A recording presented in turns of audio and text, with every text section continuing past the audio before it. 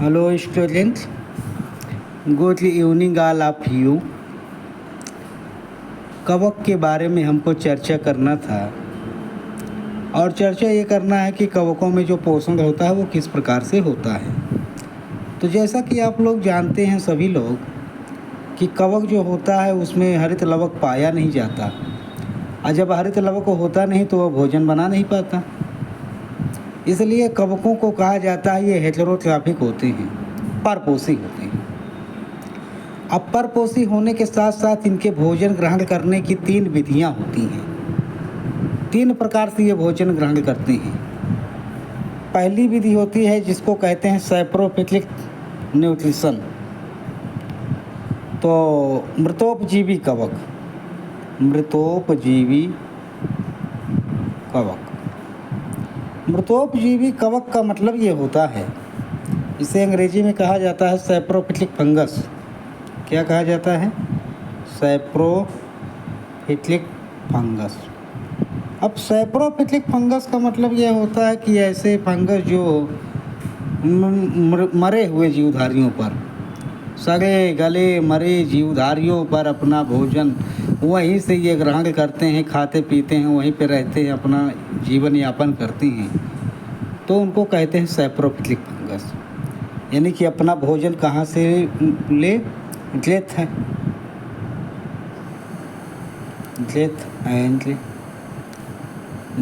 And decay part.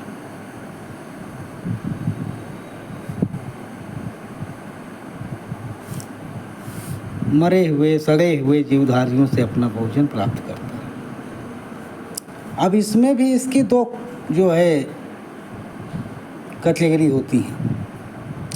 लेते तो हैं सड़े गले पदार्थों से भोजन, लेकिन ये भी 2 प्रकार के होते हैं। जो पहला होता है उसको कहा जाता है फैकल्टेटिव सैप्रोफाइट। पहले को कहा जाता है फैकल्टेटिव सैप्रोफाइट। क्या कहा जाता है? Facultative saprophyte.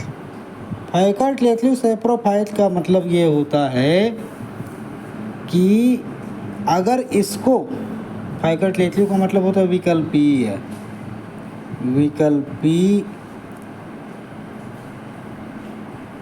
मृतोपजीवी। विकल्पी मृतोपजीवी का मतलब ये होता है कि अगर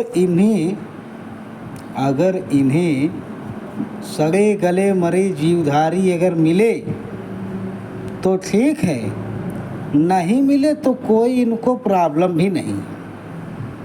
कहने का मतलब ये हुआ कि अगर इनको सड़े गले पदार्थ मिल गए तब भी ये जीवित रहेंगे। सड़े गले पदार्थों पर ये अपना जीवन यापन करते हैं, ठीक है।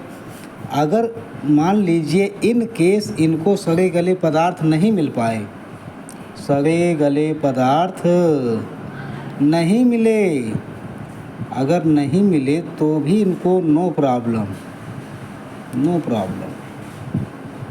ये अपना जीवन यापन कर लेंगे। लेकिन कैसे कर लेंगे?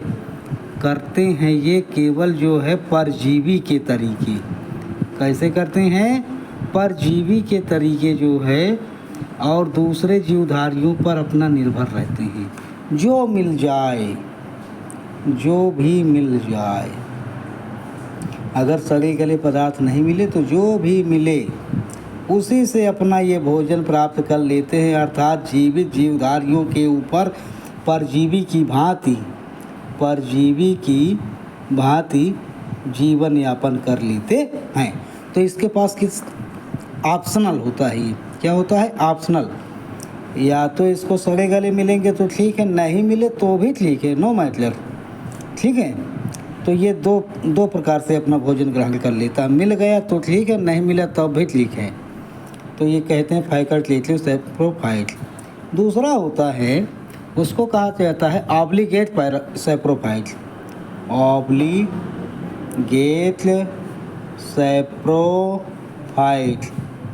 ऑब्लिगेट सैप्रोफाइट जो फंगस होते हैं, इसका मतलब ये होता है कि ऐसे फंगस जो अविकल्पी होते हैं। क्या होते हैं? अविकल्पी। अविकल्पी का मतलब इनके पास कोई विकल्प नहीं है, इनके पास सिर्फ विकल्प है तो सिर्फ एक विकल्प है, ये सड़े गले पदार्थों पर निर्भर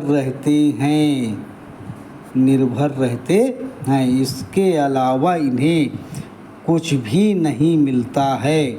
अगर मिलता भी है तो उसको ये ग्रहण नहीं करते, ग्रहण करते हैं तो सिर्फ सड़े गले पदार्थों पर ही निर्भर रहते हैं।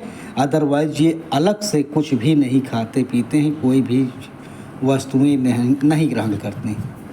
ठीक है, ये होता है ऑब्लिगेट। ऑब्लिगेट का मतलब क्या हुआ कि ऐसे फंगस जिनको भोजन जो होता है केवल सड़े गले पदार्थों से मिलता है और किसी पर निर्भर नहीं रहते। कुल मिला के अगर कहा जाए तो सड़े गले पर ये बिल्कुल से क्या होते हैं? बाध्य होते हैं।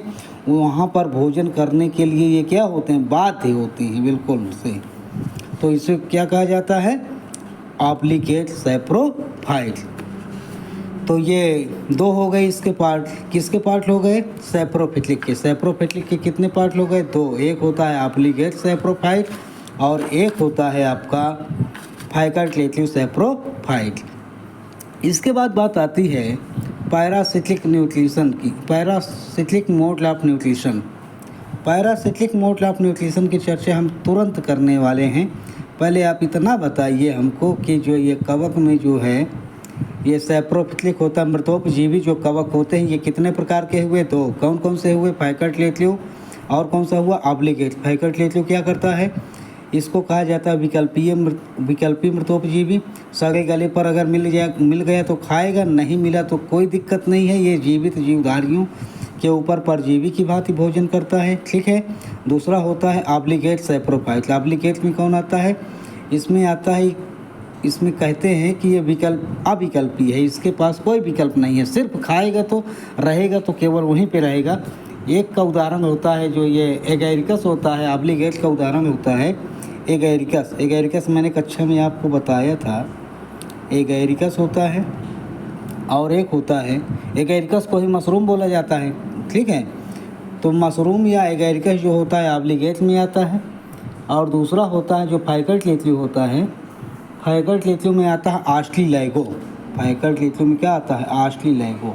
ये इसके उदाहरण है, ऑस्ट्रीलैगो। ये दोनों के ये उदाहरण हो गए, एक का ये हो गया, एक का ये हो गया। ठीक है, बाकी आगे की चर्चा हम जो है अगली क्लास में करते हैं। ठीक है ना। पहले ये दो को आप बताइए हमको समझ में आया या नहीं आया। इसको जो है आपको कल जो है क्लास में ही बताया जाएगा। ठीक है ना। और नोट करने वाला यहीं से नोट लीजिएगा, नोट नहीं करवाया जाएगा क्लास में, केवल समझा दिया जाएगा। ठीक है ना।